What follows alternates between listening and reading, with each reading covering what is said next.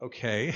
But the idea in general of these kinds of synchronous numbers that happen to many of you is that it's like a synchronicity marker telling you that you're on the right path, you're in the right frequency at that particular moment that you experience those numbers. It's like road signs that you use. Okay. Simple enough. Yes, it is. All right, something more complex. And you talked about this earlier with someone who spoke to you about when you talk about the parallel realities and all of them existing at the same time with Yes. past lives. And this is a new concept to me, Oh, although all right. I How can fun. grasp it. So thank you for that. But Yes. I would like to get some more clarification. Yes. And I was told that, and clarify if I'm wrong, that after 2012 was when you were allowed to make contact with our species and offer this more clarity. Yes, before that there was a quarantine period. After that, it's not so much the idea of a quarantine as it is now in your hands to decide that you are actually ready. So nothing is now preventing us in terms of our own laws from making contact. It's now all being determined by the rate at which your people are actually truly ready for it. Gotcha. Okay. So in that, let's see if I can clarify this question. Yes. Because I'm trying to understand the concept that we weren't ready in the before in this linear time space Yes. that we perceive it as. Yes. But now we are, and yet No. it's all Now you're not. You are becoming ready. I'm simply saying our own laws no longer prevent the contact. It's now completely whether or not you get ready. You're not ready yet, otherwise open contact would be happening. But you're here. I am having this conversation. Sure. But that's not me landing my ship and getting out and staring you in the face. Do you understand? That's a difference. And it's a difference in vibrational frequency. Very different in vibrational frequency. We are being filtered. Our consciousness is being filtered through a human on your planet, and you are experiencing right now no more than about 5 to 10% of our total energy. Therefore, if we were to stand in front of you in our total being, we could actually overwhelm your vibration to the point where you could go into blanking out or psychotic shock. Does that make sense? Yes. So, when you accelerate your vibration and meet us more closely halfway, then true physical open contact can really begin. Okay. Excellent. This is fascinating. Yes, where I'm still and exciting, and where I'm still going with this is all happening right now, now, and in the now. It is. But it hasn't happened yet. Correct. Yet, from a time-space point of view. From the time-space point of view, it hasn't happened yet. Nevertheless, it all happens at once. So you are shifting like a projector light through different frames, now picking the frames that then get projected on the screen to determine the movie you will experience. So all the frames exist of that movie, but you haven't necessarily run those through your projector from the space-time point of view yet. But all the frames exist. Okay, that I understand. All right. In a related question, and this has been explained to me, but I would like more clarification because in my limited human physical brain, I'm still trying to wrap my brain around some of this. That's all right. You used the analogy earlier, like most people when they walk into a room, switch on the light switch, they're not thinking about how that all works, the light comes on. I'm the guy who's thinking about that all the time. I drive my car, I'm thinking about every moving part. So all right.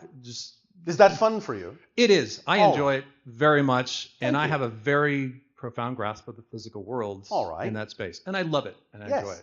So where I'm going at is I am grasping where your entity is at. Yes. And compared to the life on this planet and where we're at, and I'm looking at the differential space, and I realize I'm creating this too. So it's another little fly in the ointment. But I guess the question I'm asking is, how come I'm not where you're at? Or how come I was born here, or the choice I made to be here instead of with you? And I don't know if I'm asking a question clearly We understand enough, exactly what you're asking, but this is one of the things that you decided would give you an interesting new perspective of your total being. It doesn't mean that there aren't other aspects of you experiencing other things, even things similar to what we are experiencing. Nevertheless, this aspect of your total consciousness is experiencing this because you believe that this is important for you as a total being to experience, to add another perspective of discovery to your total being. I'll take that. Does that help? Yes. All right. It does. Thank you. Anything else? That's it. Thank you. All right. Thank you. Thank you. It's been an honor.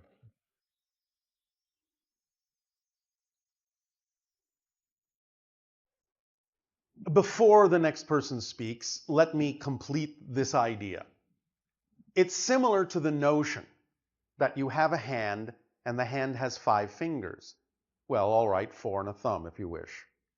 The idea is you have created something that has all the 5 fingers at once because each finger is a different experience even though they all trace back to the same hand. Therefore, a hand is not really a hand without all the fingers, and the fingers won't function without the hand. So one finger experiences one thing, another finger experiences something else, and that and the totality of all those fingers then makes up the experience of the hand. Hello, Bashar. And to you, good day. I'm very pleased to be here with you today. We are pleased as well. Thank you. I had so many different questions to ask for you today, and so many got answered throughout the conversation, so thank you. Yes. The first thank you. The first question I would like to ask, though, is what kind of holds our whole universe together? My initial response would be love, but I guess I'm looking for some validation. All right. Well, your people translate the vibrational frequency of existence itself. The closest approximation you can come to that is what you do call the feeling or experience of unconditional love. That's just how you translate it. Yes. So in a sense, yes, you could say that's what quote unquote holds everything together. But in reality, everything is simply made out of that. Do you understand? Yes. That's what everything is made out of. That frequency, that vibrational consciousness is what everything is made of. That self-awareness is what everything is made out of. Yes. So it automatically holds together because it simply is one thing. It may express itself as a multitude of things, but the fact that it is one thing, quote unquote, is what holds it together. Does that make sense? It does. Thank you. All right. I wanted to ask about dreams. Yes. I have several incredibly vivid dreams that are always in the same templates or the same locations. All right. This can be representative of many different kinds of things, but continue. Well, I was just wondering if you could help with some guidance or some clarity as to well, sometimes it can be memories of visiting the idea of parallel reality selves. Sometimes it can be other things. It depends on how, quote unquote, literal or symbolic they may be. So when we are dreaming and we wake up and we remember them, should we always interpret them symbolically? You don't have to, but you can if it's fun for you. Sometimes you can gain insight to yourself by doing so. Sometimes you can gain insight to things that you might be doing when you are no longer focused in physical reality. But remember that your physical mind only has so many symbols to work with. And it can't always make sense out of things that you may be doing on another dimensional level, but it will use the best symbols that it can, which is sometimes why the dream seems to make no sense at all. Yes. You understand? Yes. And sometimes dreams can simply be you reassessing your day and reinventing your template and your blueprint for what you wish to experience next. And sometimes it can actually be some sort of symbolic memory of a real experience you had in another dimensional realm. And many things in between. You have to take them one by one and understand what they are. Okay. Is this of any help to you? Yes. All right. Yes. And? I'm looking forward to dreaming more. I had 2 other questions for you. You understand you're dreaming right now, yes? Yes. Yes. In fact, yes. I'm constantly looking at my reality and saying to myself that this is not real. Well, it's real as an experience, but it's not real as a solid reality. It's a projection of your consciousness. And paradoxically, since we're talking about the idea of dreaming, by going to sleep physically is actually when you wake up into more of yourself. And when you wake up physically, that's actually when you're going to sleep. Because you're narrowing your focus of your total self down to a physical reality dream. But when you go to sleep, you expand your focus and very often expand beyond the borders of the physical experience and thus become more of yourself. Make sense? That does so make sense. Learning to become lucid in the physical dream is what this transformational age is all about. And sometimes it can help you become lucid in the physical dream by learning to become lucid in your dream state, and vice versa. I see. Does this help? It does help. All right. My last question has to do with an experience in my childhood. Yes. I really feel... if, in fact, that was your childhood. It was my childhood, yes. But we'll go with that for the moment, for the sake of continuity. I had an experience when I was about 6, and it felt like it really changed the whole theme of my existence here in this lifetime. From what to what? I'm not even quite sure. I just feel that a lot of my belief systems all stem to that one experience. All right. And so what have you done with that? I have... Are you following your excitement? I am, to the best of my ability. I feel, though, that yes, I have to bring it always back to that present moment of... Yes. Well, that's part of the process, learning to live in the moment. Yes. Learning that there is nothing more valuable than what's going on right now. That's where everything you need is contained. Yes. And the more you live in the moment, the faster another now moment can manifest. The more you attempt to live outside the moment, the longer it takes for another now moment to manifest. That's the paradox. You have to live in the moment and use it up for something else to happen. That's how you accelerate things. But when you look to accelerate things by looking to the future, you're no longer living in the moment, and you actually paradoxically slow things down. Okay. Yeah, I needed that. All right. I needed that piece. Thank you. Yes. What I was going to say, too, is with the belief systems, when I encounter, I feel like I'm like in a tennis game where I'm being, with the balls are constantly coming. The balls are my belief systems, and I kind of get overwhelmed. Where it's like, that's all right. You can take a break. Investigate all of my belief systems. You can take a break. What's your rush? What's your hurry? You're an infinite, eternal, indestructible being. What's your hurry? Where are you going? Yeah. You become overwhelmed because you think you have to deal with all of it right away, or something wrong will happen. Relax. There is no time like the present. Relax. And you will actually accelerate. That's what we just told you. The paradox is, the more you take time to slow down and relax, the faster things will go. The more you try to speed up, the slower and longer things take. Because you're not living in the present. You're not matching the frequency of your now. Okay. Does that make sense? Yes. Yes, I really appreciate it. Go with the flow. Don't swim upstream. That's resistance. Just go with the flow. The current knows where to take you. Trust the speed of the current. Now, sometimes you can accelerate things by divesting yourself of beliefs that no longer work for you. That's fine. That's part of the process. But go with the flow. Excellent. Remember that if you're truly, truly living in the moment, and you understand that everything that's happening right now is the most important thing that could possibly be happening, and it deserves your attention and respect, yes, then you will never, ever, ever be impatient.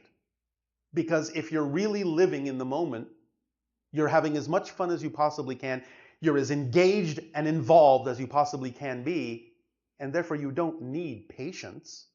And if you don't need patience, you're never impatient. Yes. Do you understand? I do. Does this help? Immensely. Thank you so much, Bashar. Thank you. You are welcome.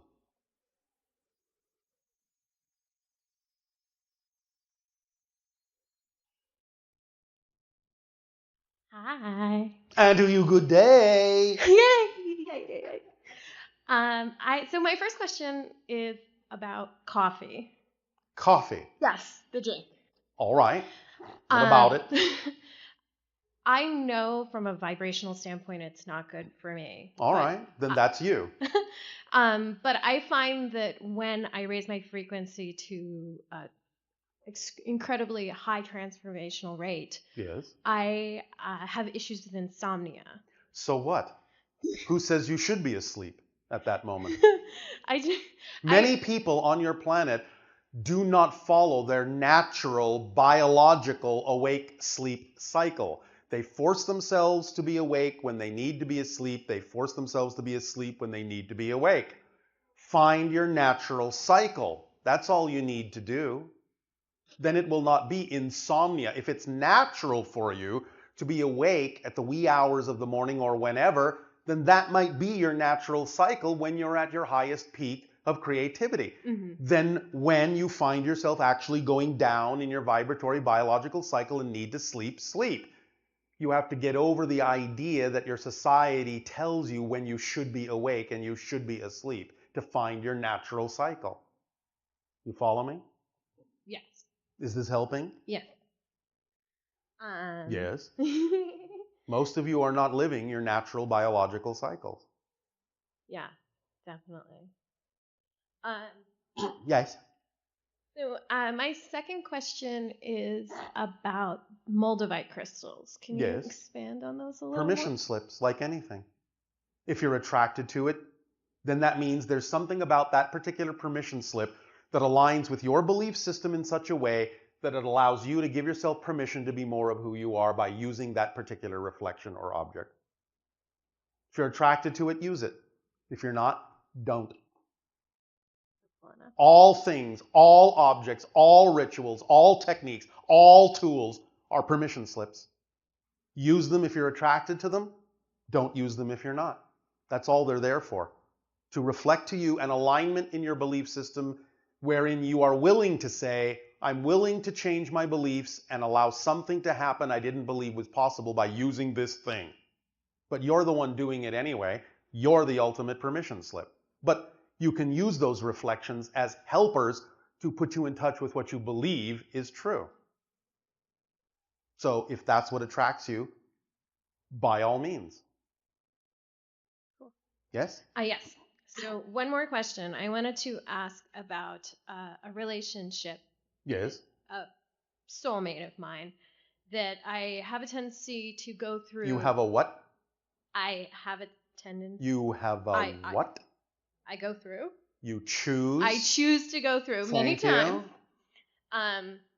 Tendencies mean I can't help it. No responsibility there. Right. No way to change anything. Right. I choose. I choose. Now if you're choosing something you don't prefer, now you have something to work with, because the first question would be, what would I have to believe is true in order to keep choosing something I don't prefer? Where if you say, well, I have a tendency, that gives you nothing to work with. No insight into yourself at all. It's about taking ownership. Yes. Yeah. Response ability.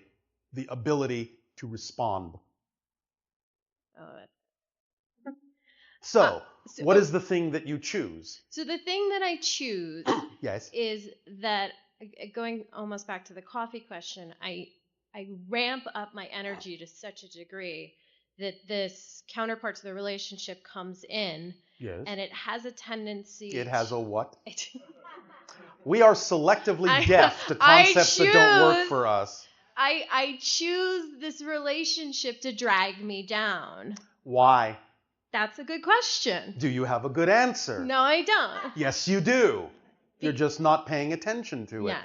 Remember what we talked about when we talk about the motivational mechanism within all of you? This is an absolute given.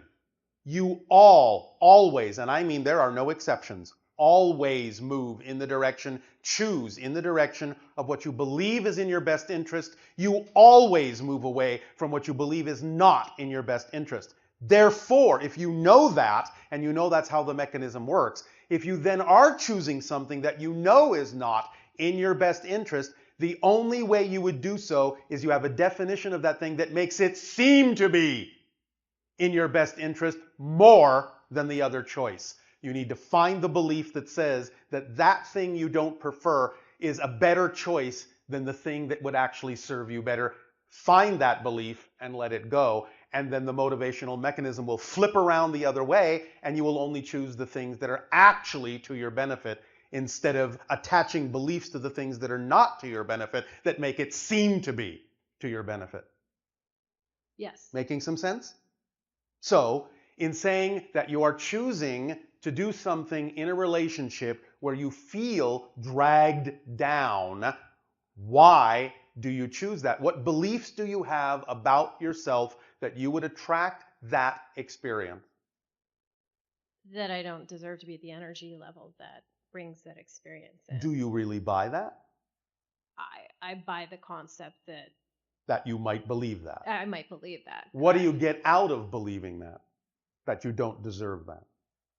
I get the approval of the people who are my parents and the people who think I'm different. All right. So in other words, you're willing to go for approval instead of actually honoring yourself and thus honoring them by being yourself. Yeah. Well, there you go.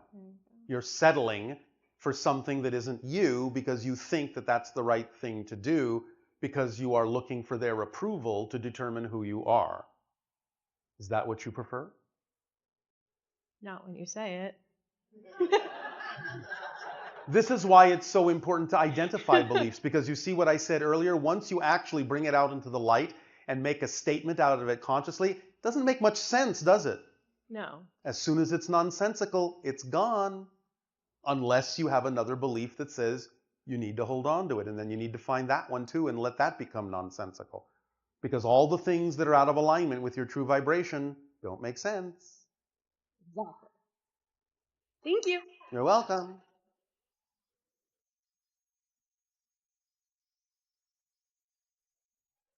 Hello, Tadea. Nani. We have some questions from our Ustream listeners. Oh, all right. The first one is having to do with our core frequency and the idea of, does a core frequency only pertain to our physical life or all aspects? There are core frequencies all the way up the spectrum, but the one that we are obviously discussing most is the one that you experience as your signature frequency as a person in physical reality, because that's the one that needs the attention in order to be changed. So you're actually changing your core frequency? You are changing the physical core frequency to be a closer match to the total core frequency, to be more aligned with the total core frequency. And the determination of your physical core frequency has is whether to do you're your holding belief on systems. with your beliefs, yes, negative and positive.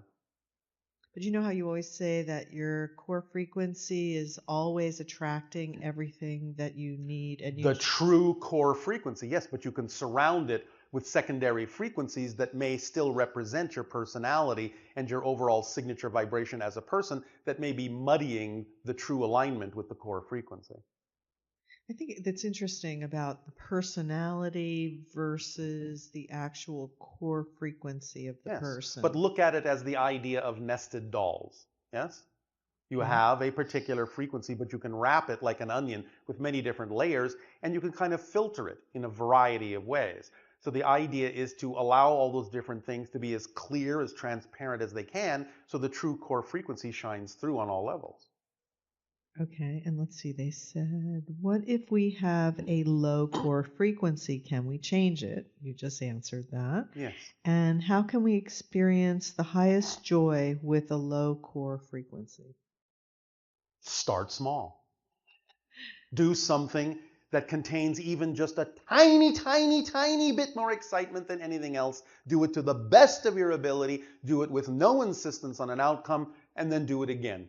And then do it again, and then do it again until it grows and becomes bigger and bigger and bigger steps, bigger and bigger opportunities that will allow your excitement to expand. But you will always be capable of doing something if you are willing to. And is it really necessary on a daily basis to sort of monitor your state of being and determine if you're in a negative state and change it? And no, it's not always necessary, but you may find that from time to time it will be valuable to do so. But I mean, like for people who want contact and they want their frequency to be up over 200,000 cycles per second. Act on your highest excitement to the best of your ability with no insistence on the outcome. That's the formula. It's not going to change. But the formula is going to bring up all the beliefs that you have. Exactly, which gives you an opportunity to let them go and add their energy to the excitement, which expands your vibration and raises it higher and higher and higher until you pass the 200,000 cycle per second frequency. Right. So if you're going through your day and you notice that you get upset about something or all that, then that's an opportunity to practice shifting your frequency to a higher level. Yes. So that it becomes second nature. First nature. First nature. Right now, it is second nature, sometimes even third nature. So make it first nature. It just seems like a good practice. It is. That would then allow you to experience more and more expanded joy in the 3 AAA formula. Acknowledge, appreciate, and allow. Right. And when we were talking about that recently, we talked about the idea that when you acknowledge what's happening. Yes. And then acknowledge what you have instead of what you don't have. That's the phrase. Okay. Acknowledge what you have instead of what you don't have. Appreciate what you have once you've acknowledged it.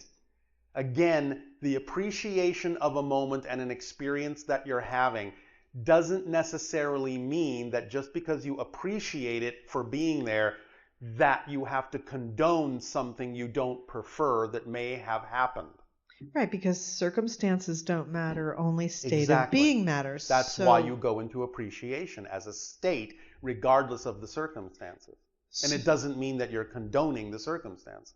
So if something challenging happens that causes you, that you make a choice to lower your frequency around it, the antidote to that is to acknowledge what you do have instead of what you don't have.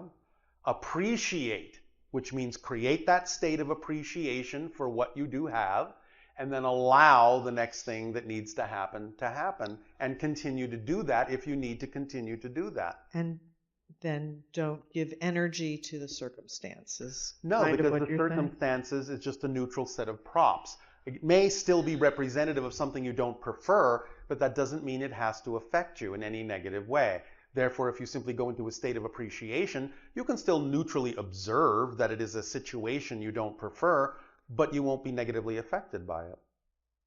It really is a relearning of how to interact with physical reality. That's what we've been talking about for 33 years of your time. It's a relearning of how physical reality works. It's an understanding of the nature and structure of existence, and so you can use it effectively as a tool, because it works the same for everyone, all the time.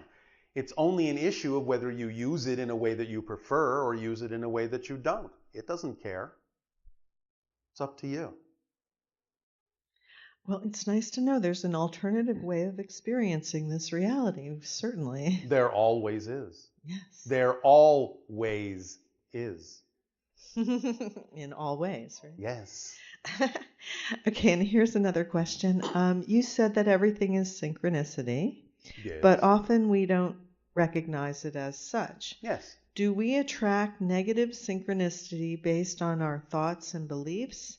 And is giving negative things a positive meaning a method of attracting more positive synchronicity? Yes. Again, you don't have to say this negative thing is a positive thing. We're saying you can recognize something that you don't prefer and still create the understanding that you will still derive a beneficial and positive effect from your experience of it. And that will continue to expand your positive state of being. And that's actually a really powerful thing to recognize that. Yes, it is. You don't have to look at a situation and say, oh, I'm really glad this happened or something like that. You can go more in the direction. That's not what it's about. Just recognizing that everything that's happening can serve you in a positive way. By putting it in that context, that then allows it to shift into positive energy. If nothing else, the idea of observing something you don't prefer can put you in a state of appreciation that it is now clarified more clearly for you what you do prefer by contrast. Sometimes people on your planet will do that. They will expose themselves to something they don't prefer to give themselves a better idea, a clearer idea of what they do prefer. And therefore they've used what they don't prefer in a positive way that they can appreciate, even if they don't actually prefer the thing itself. It's just really interesting that you don't necessarily have to deal with what you're observing. You simply have to put it under the umbrella of a positive meaning for what you will get out of it. Yes, and you may find yourself dealing with it, but then you will deal with it in a completely different way that's reflective of the positive state that you have generated with your appreciation. It's wonderful. Yes, it is. What time is it? It's probably time to do the holotope. Yes, it is. And so please take a short break. We will resume this transmission for your holotope meditation.